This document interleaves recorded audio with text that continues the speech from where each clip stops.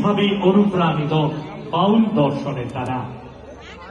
Baul rockstar, the living legend Kartik Das Baul আজকের এই সন্ধ্যায় সঙ্গীত পরিবেশন করবেন। মোনালিসা ব্যানার্জির প্রিয় পৌর প্রতিনিধি মোনালিসা দাস বাউল আজকের এই সন্ধ্যায় সঙ্গীত পরিবেশনায়। আর কিছু সময়ের শুধু অপেক্ষা।